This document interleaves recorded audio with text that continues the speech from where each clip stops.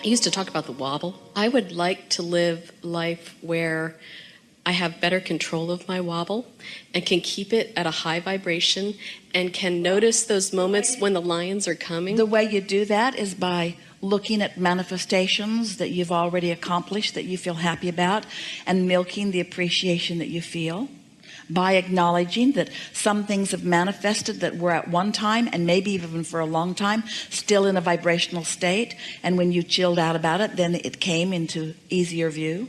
You just have to massage your thoughts into those better feeling places.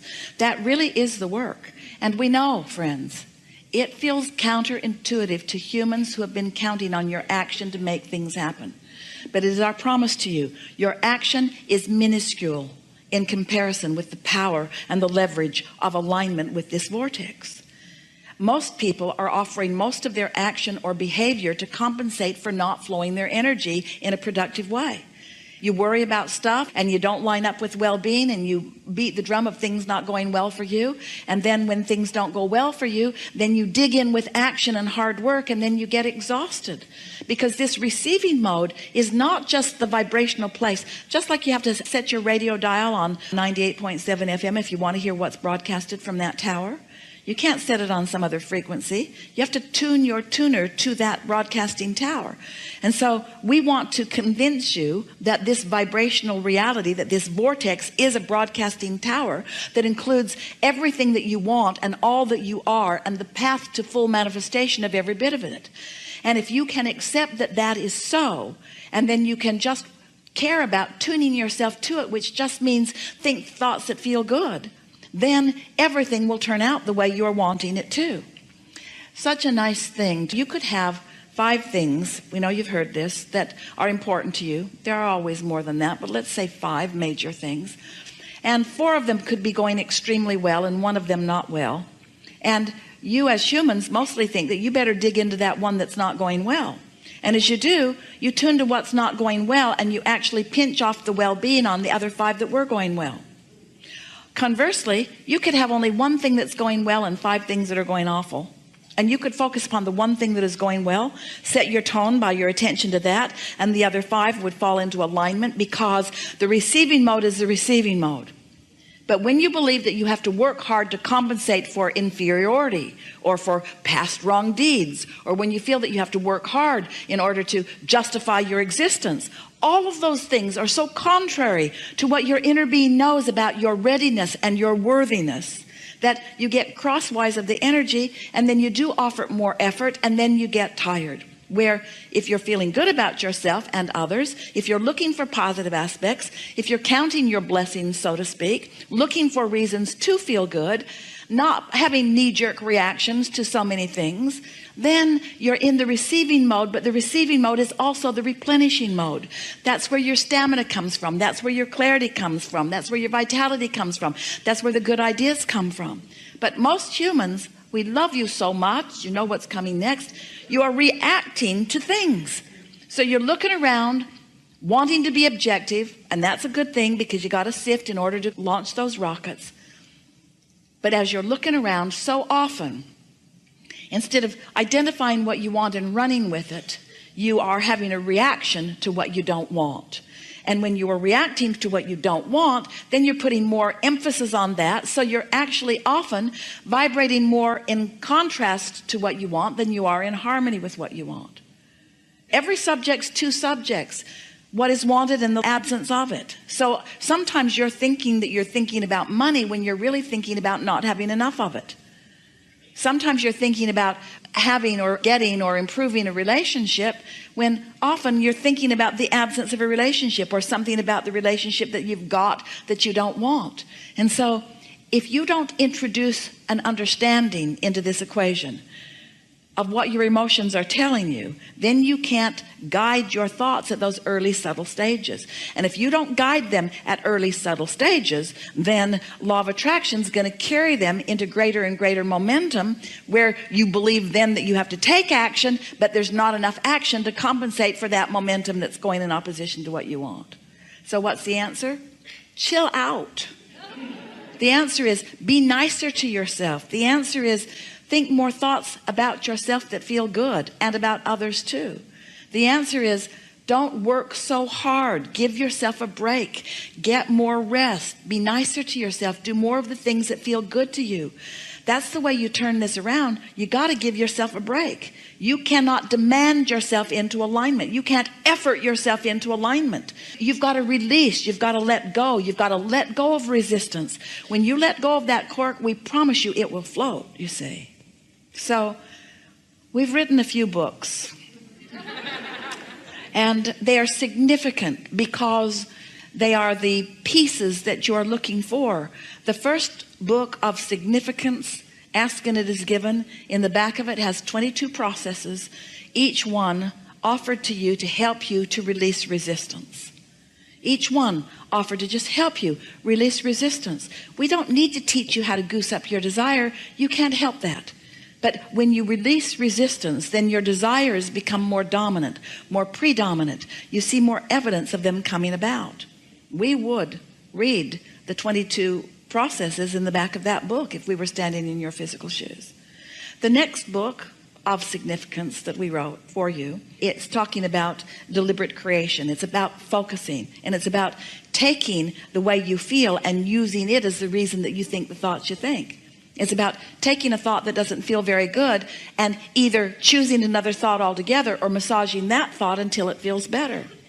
Then another book that came right on the heels of that is The Astonishing Power of Emotions. And that book teaches you about the emotions that you feel and the value of them. That may be the most significant book that you will ever read. That may be the only book that if we were standing in your physical shoes and went out there and there's a big pile of books that we would want. We would want to understand the emotions that we are feeling. And then we wrote a book called The Vortex. The Vortex that explains to you that everything you want already is.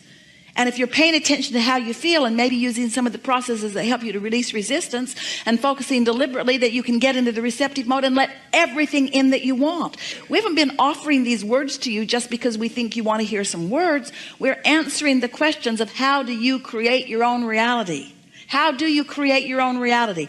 By having thoughts that you think. The question is, and this is the question that we're really wanting to put to you, to all of you, are the thoughts you think thoughts that you're thinking because you're the creator of your own experience, or the thoughts that you think reactionary thoughts because somebody else is having an experience that you're observing and you're having a knee-jerk reaction to what's going on?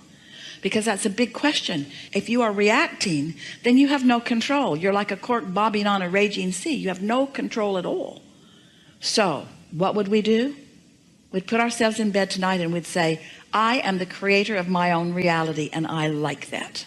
And then we would say to ourselves, and as I sleep tonight, momentum is going to subside because my thoughts are not going to be active, and law of attraction is not going to be reacting to my thoughts. However, law of attraction is going to continue to react to the thoughts of my inner being who never sleeps. So the potential of me waking up in the morning, the probability of me waking up in the morning, and the thoughts of my inner being about everything I want being dominant, very good possibility of that. In fact, it's a slam dunk. It's a sure thing. When I wake up in the morning, I'm going to feel the movement of what my inner being knows, and my beliefs are going to challenge it. But each time a belief challenges the path that my inner being has laid out for me to the success of joy that I seek, I'll feel some soft negative emotion. And when I feel it, I can adjust my thought right then and there. And if you will do that tomorrow and the next day and the next day and the next day, it won't be 30 days before you will have bridged your beliefs to be more in harmony with what your inner being knows to be. And you're going to have evidence all around you. Evidence all around you of breakthrough after breakthrough. And you know what a breakthrough is? A breakthrough is you breaking through your own resistance. Only two ways to have a breakthrough. Either really get that train going so fast that it doesn't matter what the wall of resistance is, your train's going to break through it. That's hard on you and your train.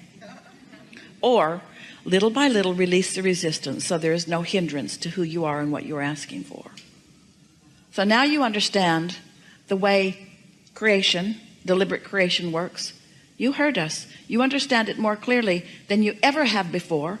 And this body of people is understanding it right now more clearly than anybody has understood it before. You create your own reality by massaging your thoughts into emotionally good feeling emotions. That's it.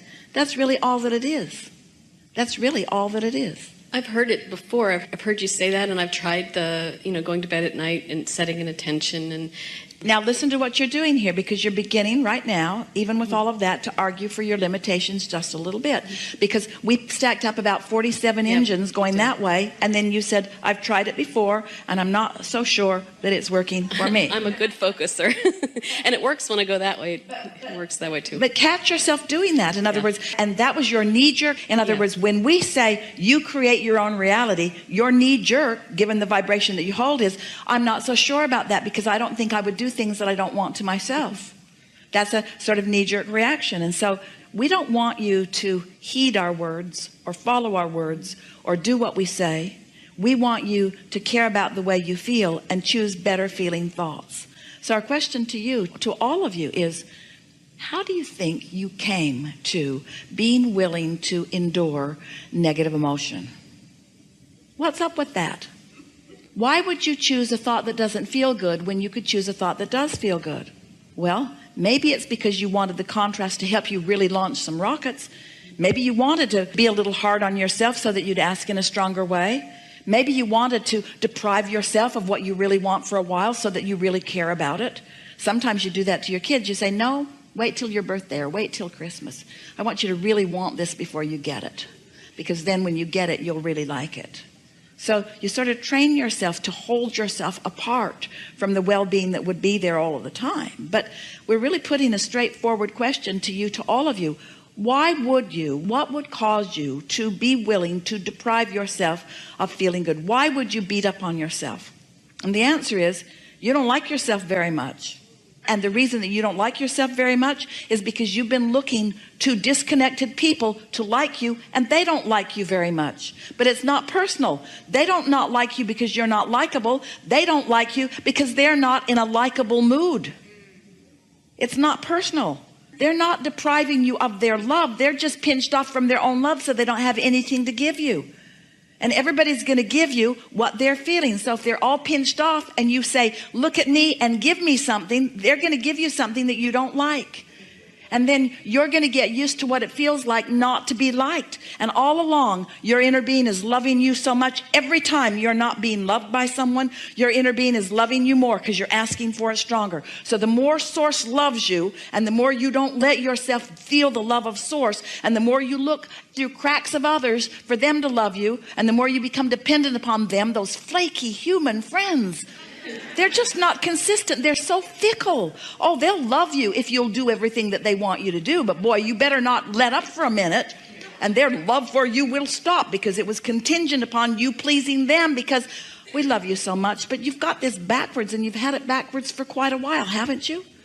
But when you get it turned around and you begin to accept that when I feel love, that means I've opened the conduit, and the love that is me is flowing through me, not through me only to others, but through me and to me and through me. When you're loving someone else, do you know who receives the greatest benefit of your love? You do, because your valve's wide open and every cell of your body is resonating with the love that is flowing through you, you see.